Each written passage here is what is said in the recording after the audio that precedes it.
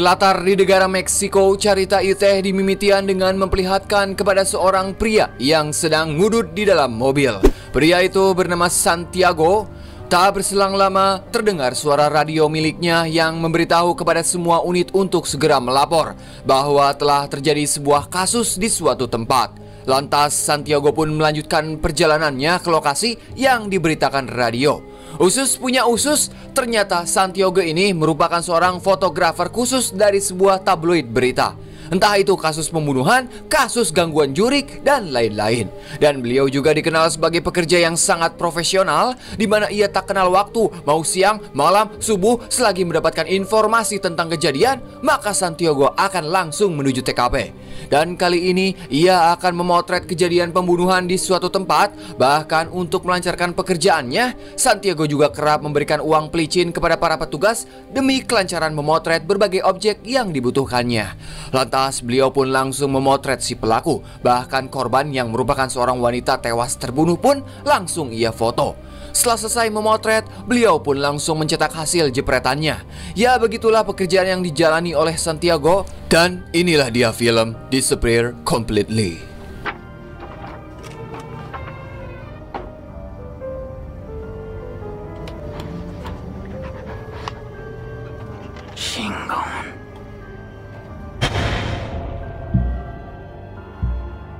Singkat cerita, pada keesokan paginya di hari Senin, Santiago yang kelelahan karena pekerjaannya semalam, dirinya dibangunkan oleh sang pacar yang bernama Marcela. Ini parasnya, kala itu Marcela yang bekerja sebagai perawat di rumah sakit Siloam terlebih dahulu berpamitan kepada Santiago.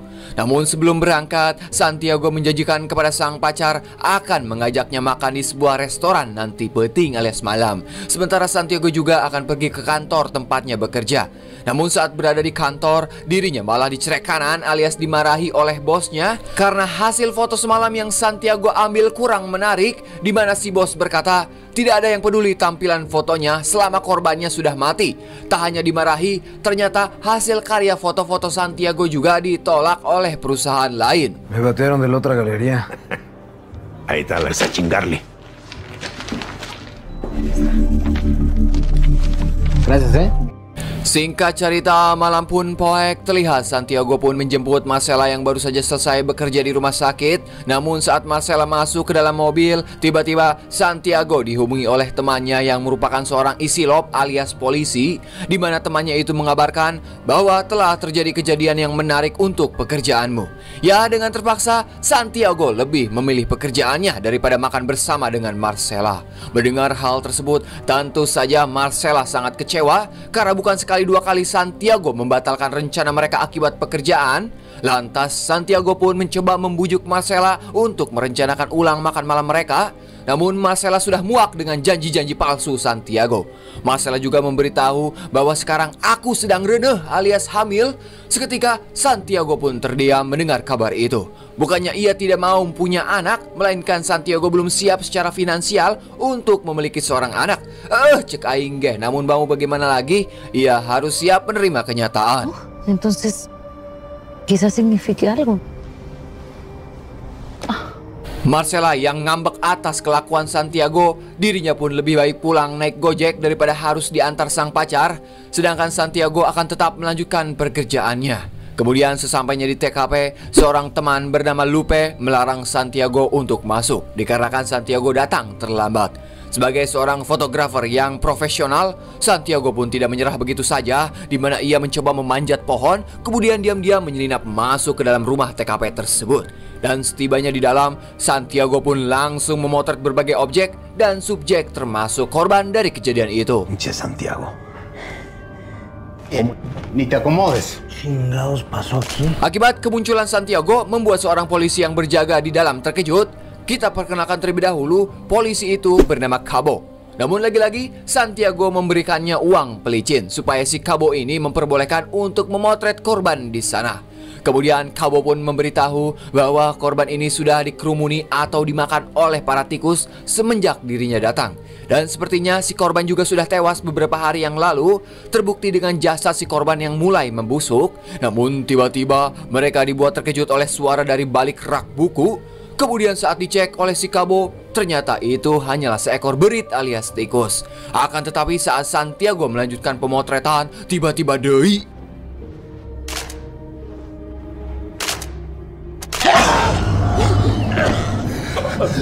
Sang korban yang dikira sudah tewas ternyata masih hidup. Kemudian pihak medis pun segera mengevakuasi korban dan membawanya ke rumah sakit. Sementara Santiago diperintahkan untuk segera pulang oleh Cabo. Akan tetapi di saat Santiago berjalan pulang menuju mobilnya, ia merasa ada yang sedang mengikutinya dari belakang berbarengan dengan lampu yang berkedip. Dan saat melihat ke belakang, tiba-tiba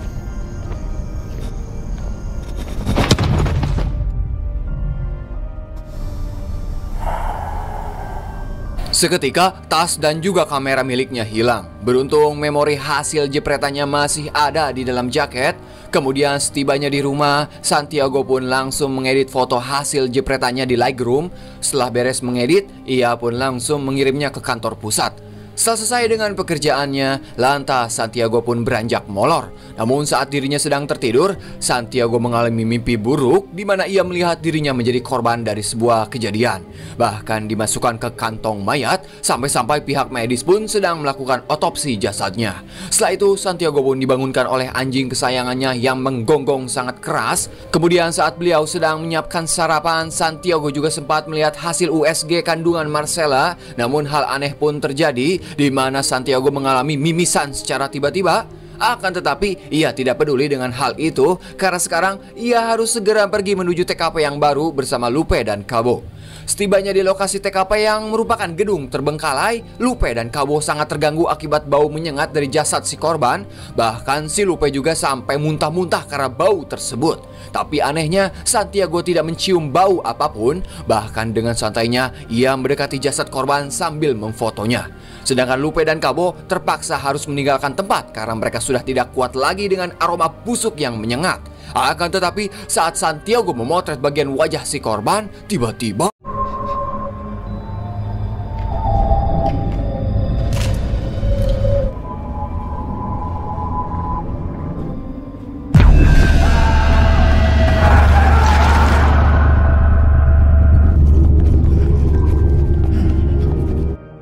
singkat cerita, pada keesokan harinya, seketika Santiago kehilangan indera perasa, di mana ia tidak dapat merasakan minuman yang ia minum. Namun lagi-lagi, Santiago tidak peduli dengan apa yang ia alami. Kemudian Santiago pun mendatangi rumah sakit tempat sang pacar bekerja, yaitu Marcella. Ternyata kedatangan Santiago ke situ ingin mengajak Marcella makan siang bersama. Akan tetapi di saat menikmati makan siang itu, Santiago kembali membahas kehamilan Marcella, di mana ia belum siap memiliki anak. Ngewong bisa, tanggung jawab tidak bisa. Lantas Marcella menjawab, "Mau bagaimana lagi, hah? Sekarang aku sudah hamil. Lagian kita juga sudah menjalani hidup bersama selama belasan tahun. Jadi wajar saja jika sekarang waktunya untuk memiliki anak. Ya, walaupun mereka belum menikah secara resmi." Mendengar perkataan itu, Santiago hanya bisa terdiam sambil terus menuangkan sambal ke makanannya. Melihat hal itu, Marcella khawatir jika Santiago mencret akibat kepedasan. Lantas Santiago menjawab, "Aku tidak bisa merasakan apapun." Maka dari itu, Marcella pun langsung membawa Santiago untuk diperiksa oleh dokter. Namun setelah selesai pemeriksaan, sang dokter menjelaskan bahwa tidak ada yang salah dengan kondisi tubuh Santiago. Di sini Santiago mengatakan kalau penjelasan dokter barusan tidak masuk akal dan mungkin salah.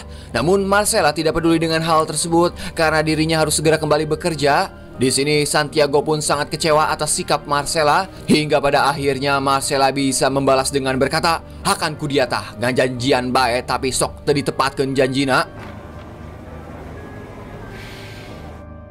Kemudian setibanya di rumah, Santiago dikejutkan oleh sikap anjingnya yang tidak biasa, di mana si anjing seperti mengambil sesuatu di kolong meja dapur. Namun saat Santiago mencoba menariknya, tiba-tiba si anjing menggigit Santiago hingga membuat tangannya berdarah. Kemudian setelah tangannya selesai diobati, Santiago pun mencoba searching di mbah Google tentang penyakit atau gejala apa yang ia alami. Namun sayang, Santiago tidak menemukan jawaban sedikit pun. Untuk itu, Santiago kembali datang ke rumah sakit dengan menyamar sebagai dokter, supaya ia bisa langsung masuk ke ruangan tempat di mana korban yang pernah difoto oleh Santiago sebelumnya, yaitu pria yang masih hidup setelah tubuhnya dimakan oleh tikus. Setelah mengecek, Santiago pun mengetahui bahwa korban itu merupakan senator yang bernama Raul Cortez. Kini Raul sedang koma dan mengalami banyak sekali diagnosis, salah satunya adalah kebutaan. Kemudian singkat cerita deui, sekarang Santiago sudah berada di rumah dan ingin beranjak molor. Akan tetapi ia merasakan ada sesuatu pada kakinya.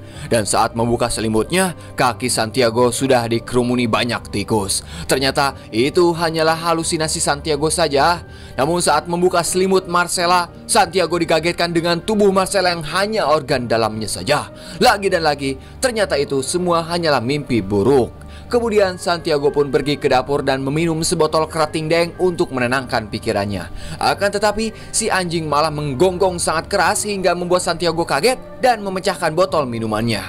Dan secara tak sengaja Santiago malah menginjak pecahan kaca dari botol itu. Namun anehnya ia tidak merasakan sakit sedikit pun. Santiago yang penasaran, dirinya pun mencoba mengecek ke arah kolong meja dapur dan ia menemukan sesuatu yang cukup aneh, di mana ia menemukan bangkai bangkong dengan mulut yang sudah terjahit.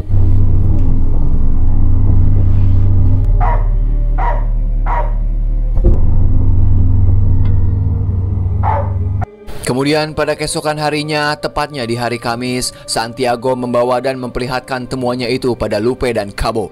Di sini Cabo beranggapan mungkin Santiago terkena guna-guna atau teluh atau santet. Maka dari itu Cabo menyarankan Santiago untuk datang ke rumah temannya, di mana beliau merupakan seorang paranormal bernama Leonor.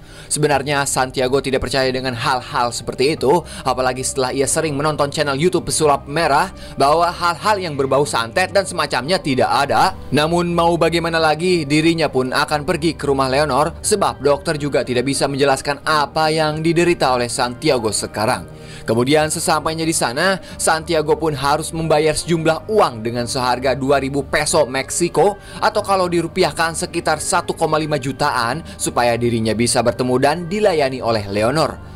Setelah membayar, orang yang bernama Leonor pun muncul. Tanpa mengatakan sedikit pun, Leonor langsung melakukan sedikit ritual pada tubuh Santiago sambil komat kamit mulut Mbah Dukun. Setelah selesai, Santiago pun mulai menceritakan bahwa ia tidak bisa merasakan makanan apapun. Tak hanya itu, ia juga memperlihatkan bangkai katak yang ia temukan semalam.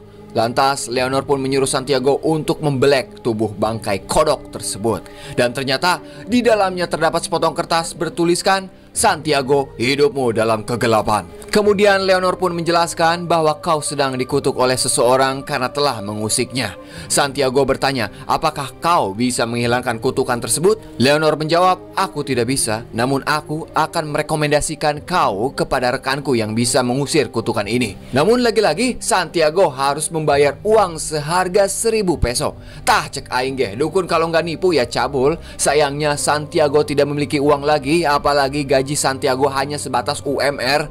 Maka dari itu Leonor pun menyuruh Santiago untuk menutup matanya. Dan saat Santiago membuka matanya, tiba-tiba Leonor menempelkan rokok yang masih menyala ke dada Santiago. Dan anehnya Santiago tidak merasakan sakit sedikit pun. Te quedan 2 días. Consigue todo lo de esta lista para hoy. Lantas Leonor menjelaskan bahwa sekarang kau hanya memiliki waktu 2 hari sebelum dirimu hilang sepenuhnya dari dunia ini. Leonor juga memberikan sebuah catatan barang-barang apa saja yang harus Santiago beli untuk menghilangkan kutukan ini. Tak hanya itu, Santiago juga harus mengorbankan sesuatu. Karena sekarang Santiago hanya memiliki 2 indera saja, yaitu penglihatan dan pendengaran. Sementara indera yang lain sudah menghilang. Dikarenakan Santiago tidak memiliki uang lagi, dirinya pun terpaksa harus menjual kamera dan peralatan bekerja demi bisa membeli barang dan bahan yang ditulis oleh Leonor. Ia juga terpaksa harus membius anjing kesayangannya untuk dikorbankan. Setelah semuanya siap, Santiago pun kembali mendatangi Leonor di pinggiran danau. Tak luput ia juga harus membayar uang yang diminta oleh Leonor. Kemudian Leonor pun langsung membawa Santiago ke sebuah tempat menggunakan perahu. Dan setibanya di tempat tujuan, ritual pun langsung dilakukan oleh rekan Leonor yang merupakan seorang pria tua. Di tengah ritual itu berlangsung, pria tua itu memberikan sebuah pisau kepada Santiago, di mana pisau itu digunakan untuk mengorbankan anjingnya. Dengan penuh kesedihan, Santiago pun terpaksa harus membunuh si anjing agar kutukan yang ada pada dirinya bisa menghilang. Kemudian darah dari si anjing itu pun disiram ke tubuh Santiago.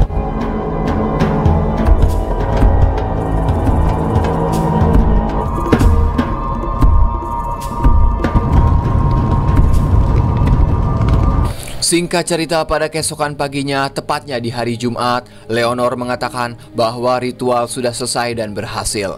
Dan setibanya di rumah, Santiago mandi untuk membersihkan tubuhnya yang bau amis. Kemudian ia pun mendekati Marcela yang kala itu sedang tertidur. Kemudian Santiago pun membangunkan Marcela dan menceritakan apa yang terjadi pada dirinya. Namun sekarang masalah itu sudah selesai. Marcela juga sangat khawatir sebab semalam Santiago tidak kunjung pulang. Namun di saat siang harinya, tiba-tiba Santiago merasakan ada yang aneh pada telinganya. Lantas Marcela pun mencoba mengeceknya dan ternyata terdapat seekor serangga yang masuk ke telinga Santiago, sehingga hal itu menyebabkan pendengaran Santiago berkurang. Kejadian ini juga menandakan bahwa ritual dan semua yang dilakukan Santiago semalam tidaklah berhasil.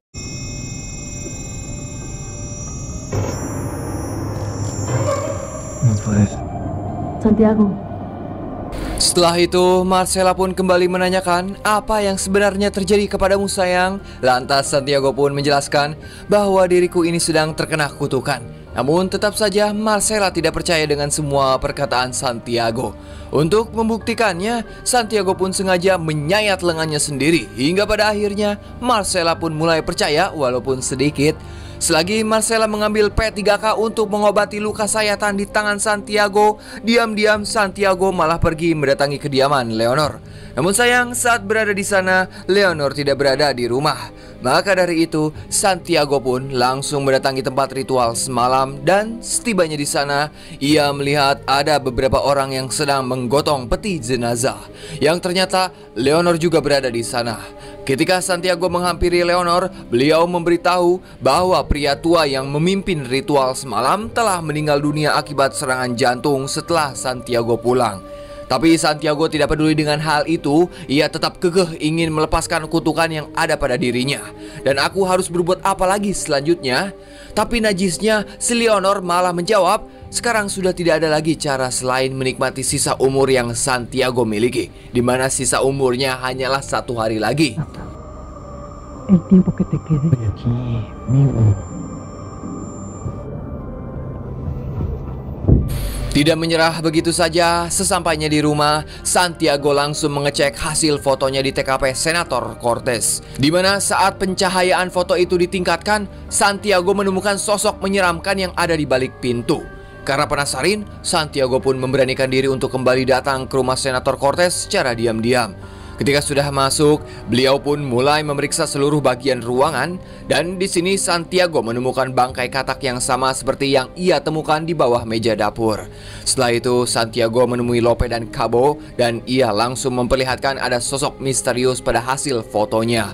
Lope dan Cabo merasa bingung karena mereka sudah memeriksa seluruh bagian ruangan TKP dan tidak menemukan hal-hal yang aneh. Sadar akan sesuatu, Santiago pun mulai mengecek koran berita untuk mencari tahu barangkali ada seseorang di balik semua ini, di mana pada koran tersebut ia menemukan seorang wanita bernama Elana yang diberitakan akan menggantikan posisi Senator Cortez. Menurut sumber dari seseorang yang tidak diketahui, Elana ini merupakan wanita penyihir atau praktisi ilmu hitam. Menurut sumber itu juga bahwa si Elana lah penyebab Senator Cortez mengalami kejadian mengerikan ini.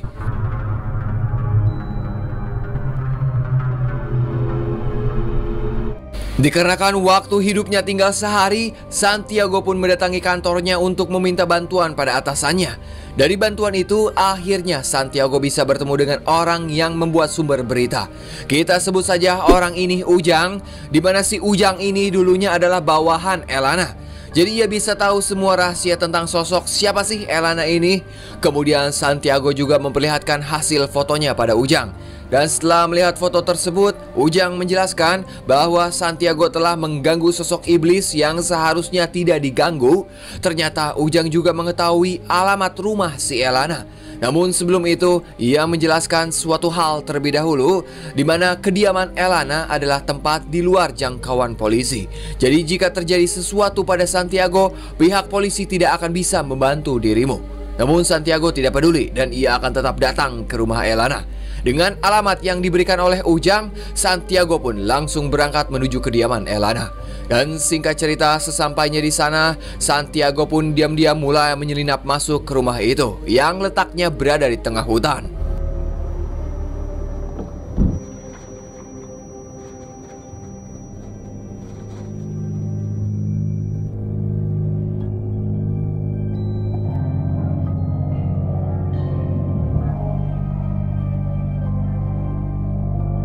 Ketika sudah masuk ke dalam, terlihat seisi rumah itu nampak menyeramkan. Ternyata di dalam rumah itu Santiago melihat banyak sekali foto-foto orang yang terpajang, termasuk foto dirinya yang tertempel di sebuah boneka santet.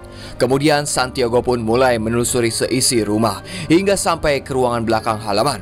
Di sana Santiago pun dikejutkan saat melihat sosok iblis jangkung besar sedang berdiri di tengah perapian. Namun tiba-tiba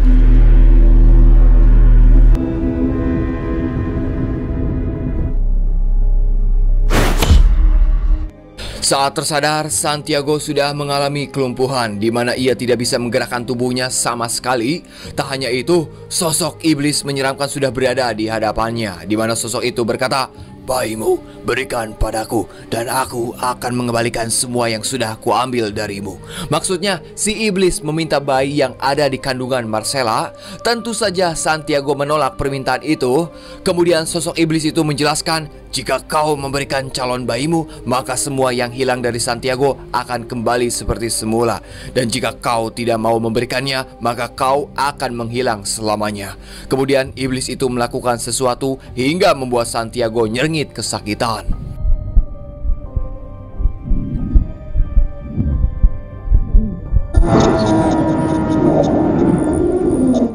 Kemudian di hari selanjutnya, yaitu di hari Sabtu, terlihat Santiago sudah kembali pulang ke rumah, namun dengan tubuh yang lemas sambil berjalan ke arah dapur. Kemudian Santiago pun membuat segelas teh dan mencampurkan ramuan dari sosok iblis itu untuk diminum oleh Marcella. Setelah selesai dibuat, Santiago pun menyimpan teh itu di meja. Dan tak berselang lama, Marcella pun datang dengan raut wajah yang sedih. Akan tetapi semua perkataan dari Marcella tidak bisa didengar oleh Santiago. Kemudian Marcella pun langsung mengambil gelas teh tersebut. Namun saat akan meminumnya, Santiago langsung menyabet gelas itu sampai terjatuh. Hingga pada akhirnya, Santiago pun menghilang untuk selamanya.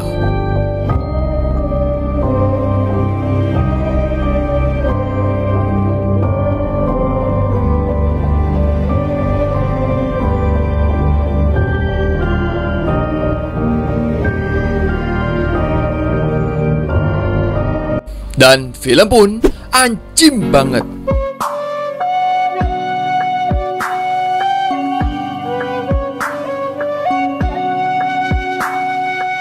US mungkin sekitu info di pusat mengabarkan. Saya Dharma yang bertugas di desa Kuvugilan mengucapkan hatur nuhun. Dan tak luput saya selalu mendoakan kalian semua diberi kesehatan selalu, dilancarkan rezekinya, dipermudah segala urusannya. Silakan Bapak Hansip, the one and only closingan. Wassalamualaikum bro. Atas nama ya.